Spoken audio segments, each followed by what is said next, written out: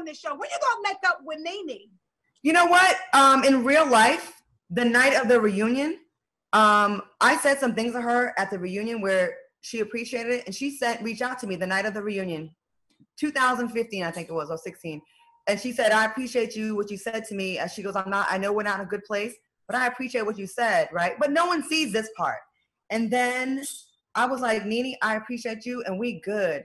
And we good. And then a year or two later, I see her crustaceans. We take a picture together. We go, yo, we gonna mess up everybody's head right now. And we both posted the picture. Everybody was tripping. Then we posted another one, and it was crazy. But since then, on this show, I had to talk about the reunion, and I asked a question about the show. It took a left, and it got made into, I'm talking bad about her, and I'm trashing her. And I'm like, when you host a show, and you know how this goes, Tamar, you got to talk about hot topics. You're not dogging someone by talking about hot topics, but it just went left. I have no issue with her, and I would love to invite her. I would love to do this with her, because I think we squashed it, then it got bad again, then we squashed it, and it got, you know what I mean? Well, Becky, I'm just going to be honest, because that's just, who I am. I saw you and Kandi on here in that episode with T.S. Madison, because that's my sis. Yeah. And I love Kandi too. But the notation wasn't positive. And I think the same thing happened to us. I think that once, and I'm guilty of it too, it's not just you, that once you kind of have like this little ill thing with somebody, it kind of trickles on, it keeps going, especially if somebody else is saying something, you got something else to say, you throw your little part on there too.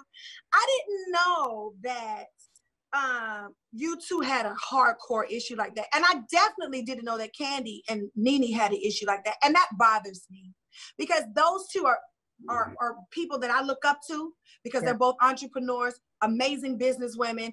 And I think, and I'm just going to put it out there because I say this often, that Kandi and Nene would be great friends. I would. I lived with Kandi for 30 days in the Big Brother house. Yeah. I know that you guys got issues on the house too, right? Like you guys had issues in hell yeah, we had issues in the house. We had issues in the house because we had unresolved issues when we went in the house together.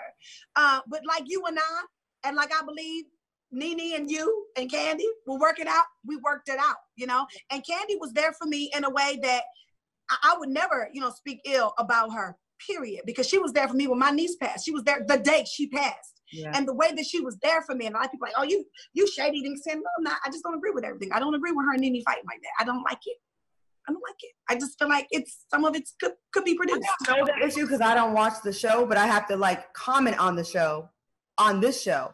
So it may be come across as shady, but I don't know what their thing is. Like, I know what happened in 2015 with all of us. And like, you're right. When time goes by and you don't speak to that person, and then someone says something, you're like, whatever. You know what I mean? You ain't really here for them. I don't hate her, but you're not really, and honestly, Tamar, after that show, I had so many people that continue that narrative. The thing that were said in our fight it was like really horrible, like what we said to each other. The fans keep it going. Like, they be in my inbox saying, repeating, and I'm like, it was 5 years ago. Like, I'll say it right now, Nene Leakes, if you ever want to come on here and we can have a real conversation, I'm not afraid of it with anyone. And if I'm wrong about something, I'll apologize. I'll apologize for what I said about Omarosa to you. I don't still deal with her, but I'll apologize. I didn't need to say that about her to you. You know what I mean? I didn't need to do that. And now I'm trying to not do that, like bite my tongue. I don't have to say everything that I think. You know what I'm saying? I learned that too. You're not in this alone. I learned that too. And that's a part of growing. And that's the choices that I was talking about earlier in making. You have to make the choice to be positive. It's hard as hell. It's not easy, but you have to make the choice to live a better life, to tell a different story. You know what I'm saying? And what I really have learned, Claude, when you give love, you get love, sis. Irregardless to what people are saying in your inbox or what people want you to be in, no time for it. Look how God has blessed you. Look how you up and up and up and up. Yeah, you ain't got no time for that negativity. No. I love you, sis, no matter what. I appreciate it. We can talk about whenever.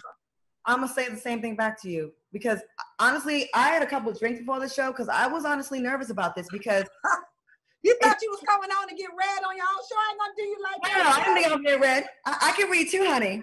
Yes, you can. I saw that. I wasn't afraid. I enjoyed that.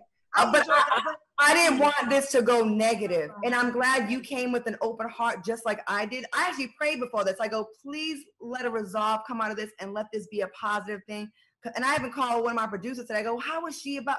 And I was like, I really do. This is a long time coming. And to know that it wasn't anything that I did to you and you did. I mean, we had little dumb shit on Instagram, but that's water under the bridge.